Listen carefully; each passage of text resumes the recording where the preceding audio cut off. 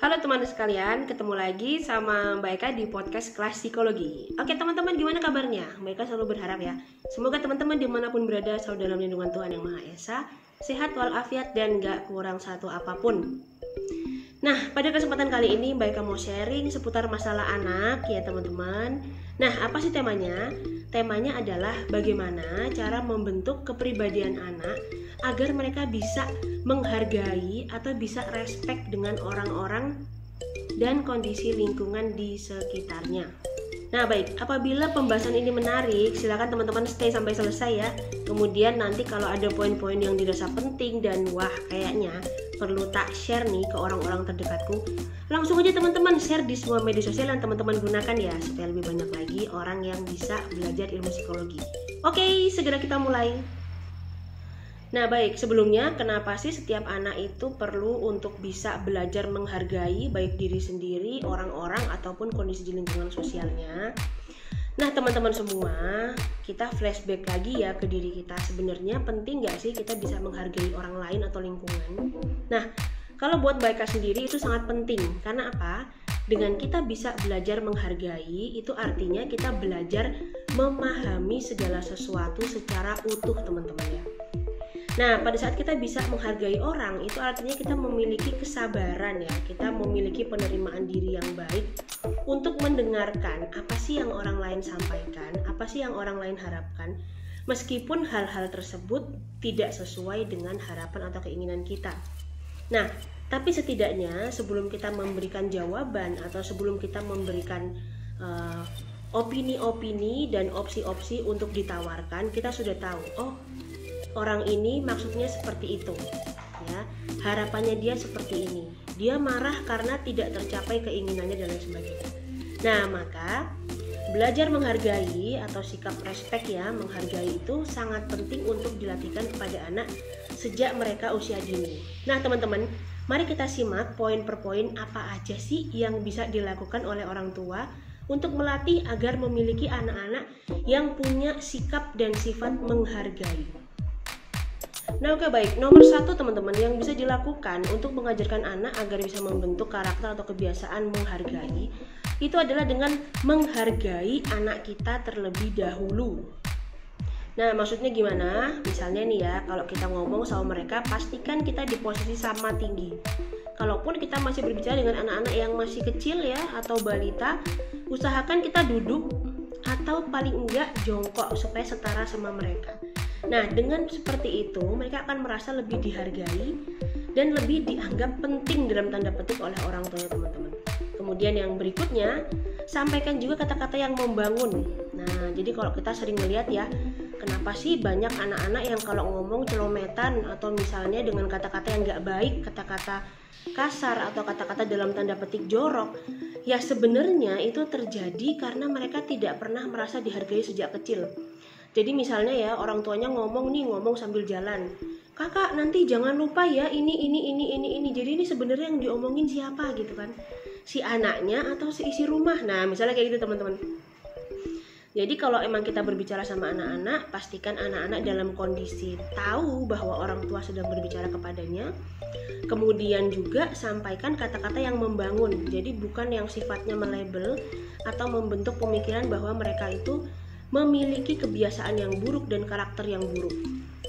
Kemudian di nomor 2 teman-teman ya, hal-hal yang bisa dilakukan untuk membentuk kebiasaan anak dapat menghargai orang, itu ajarkan pada anak tidak memotong pembicaraan pada saat ada orang yang sedang berbicara.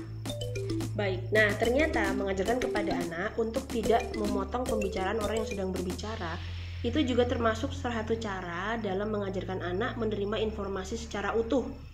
Nah lalu bagaimana apabila pembicaraan yang disampaikan itu tidak sesuai dengan pemikiran atau tidak sesuai dengan hal yang terjadi? Nah untuk hal ini teman-teman silahkan ajarkan tidak terlalu cepat mengambil keputusan atau tidak cepat reaktif ya dalam kayak menolak, kemudian menyangkal ya dengan menggunakan kata-kata yang tidak baik.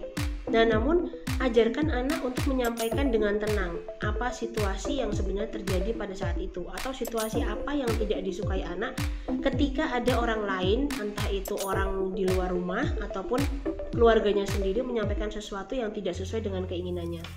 Kemudian di nomor 3, nah itu ada poin tunjukkan empati. Sebagai manusia biasa ya, tentu semua orang tua itu hanya manusia biasa teman-teman ya. Kadang bisa naik emosinya, kadang nggak sadar pada saat dia sedang meledak-ledak dan lain sebagainya, atau juga kadang terdistrak masalah-masalah dari luar lingkungan rumah. Nah, apabila kita sebagai orang tua menghadapi situasi itu, nggak apa-apa menyampaikan pada anak bahwa kita lagi nggak baik-baik aja. Ya, bilang, kakak, ayah lagi banyak pikiran nih, lagi banyak masalah di kantor ya. Kakak bisa tenang, jangan ribut sebentar biar ayah menyelesaikan pekerjaan ini dulu ya. Dan ucapkan terima kasih, misalnya kayak gitu. Nah, ini tentu sangat sulit kalau tidak pernah dibiasakan sejak anak-anak lahir ya. Nah, tapi ini masih tetap bisa dilatih. Nah, kemudian yang kedua, pada saat orang tuanya menghadapi masalah atau kita menghadapi masalah, jangan takut untuk meminta maaf teman-teman apabila kita melakukan kesalahan ya. Meskipun itu di depan anak, di depan istri, jangan takut, atau di depan suami. Sampaikan aja kita permintaan maaf kalau memang kita yang salah. Dan apabila ada orang yang menyalahi kita kemudian meminta maaf, ya sampaikan bahwa kita memaafkan mereka. Namun ada hal-hal yang mungkin perlu dipenuhi setelah kesepakatan maaf itu ada. Nah, itu nggak apa-apa. Jadi dengan hal ini atau dari hal ini, maka anak-anak bisa memiliki sikap lebih berani dan mereka juga lebih mampu bertanggung jawab atas hal-hal yang mungkin sebelumnya nggak pernah kepikiran bagaimana cara menyelesaikan masalah ini. Baik, di nomor 4 teman-teman, cara untuk membantu anak agar bisa menghargai diri sendiri dan orang lain itu adalah dengan berusaha mengelola berbagai emosi-emosi negatif yang muncul. Nah, perlu kita pahami sebagai figur dewasa yang ada di sekitar anak ya, sebenarnya permasalahan-permasalahan itu muncul biasanya karena ada ketidaksesuaian harapan dengan kenyataan. Nah, hal-hal inilah yang biasanya memicu pertengkaran atau perselisihan. Maka tidak ada salahnya melatih anak sejak dini untuk mengenal berbagai emosinya. Bagaimana cara ngajarinya? Nah, teman-teman bisa menggunakan buku-buku cerita dengan karakter tokoh-tokoh binatang ya, atau fable gitu. Misalnya buaya yang pemarah atau tikus yang suka mencuri dan lain sebagainya. Nah, dari karakter-karakter itu nanti teman-teman bisa menjelaskan, oh dengan nada suara yang seperti ini artinya seseorang sedang marah karena nggak terima. Oh, dengan nada suara yang lembut dan halus artinya orang ini sedang bergembira atau sedang bahagia. Nah, ketika anak-anak sudah paham dengan berbagai macam nama-nama emosi serta bagaimana bentuknya, nah anak-anak akan lebih bisa mengelola berbagai hal yang baik-baik aja ataupun tidak baik-baik aja di dalam dirinya. Oke, baik, selanjutnya di nomor 5 atau yang terakhir teman-teman ya, untuk membentuk kebiasaan bisa menghargai itu adalah membiasakan sikap disiplin dengan konsekuensi ya.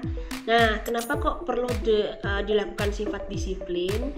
Nah, karena akar dari kebiasaan atau pembiasaan itu adalah apabila sesuatunya dilakukan secara berulang-ulang dan terus-menerus. Nah, adapun konsekuensi yang dimaksud ini bukan hukuman berat ya, misalnya kayak nggak dikasih makan atau dikeluarin dari rumah. Nah, itu jangan dilakukan. Tapi konsekuensinya adalah, kakak, kalau misalnya kita marah berlebihan, nah itu nanti kita sendiri yang rugi karena kita jadi menangis, mood kita jadi nggak bagus, kita jadi tidak bisa melakukan berbagai kegiatan yang harus kita lakukan dengan baik. Nah, hal itu bisa diulang-ulang teman-teman sekalian ya, bapak ibu ataupun orang tua dimanapun berada. Nah, oke, baik teman-teman semua, ternyata belajar untuk membentuk anak-anak yang memiliki sikap bisa menghargai diri sendiri dan orang lain nggak begitu susah ya. Nah, baik, yakin ini bisa dipraktekkan. Kemudian silahkan dibiasakan atau dilakukan secara disiplin ya. Namanya menjadi orang tua itu adalah proses belajar, begitu juga sebagai seorang anak. Mereka akan mempelajari apa yang mereka lihat dari figur terdekatnya. Nah, maka kalau terjadi masalah sama anak kita atau ada hal-hal yang membuat anak kita jadi, wah kok biasanya nggak begini jadi begini, maksudnya biasanya nurut sekarang jadi sering memberontak, biasanya dia mau mengerjakan sesuatu terus jadi mogok. Nah teman-teman, mari kita berkaca atau melihat ke diri kita sendiri. Apa yang berubah dari sikap kita ke dia? Kok sampai si anak-anak ini bisa berubah? Nah, itu adalah hal pertama untuk membantu diri kita dan membantu anak kita keluar dari masalah. Oke teman-teman semua, saling menghargai itu enak kok ya. Jadi bisa bikin kita hidup dengan lebih nyaman. Nah, terima kasih banyak karena sudah nyimak podcast ini sampai selesai. Share juga ke teman-teman lain yang membutuhkan, plus di sosial media yang teman-teman gunakan ya. Baiklah, titip salam untuk semua orang-orang tercinta di sekitar kalian dan sampai jumpa pada konten-konten yang lain. Dadah!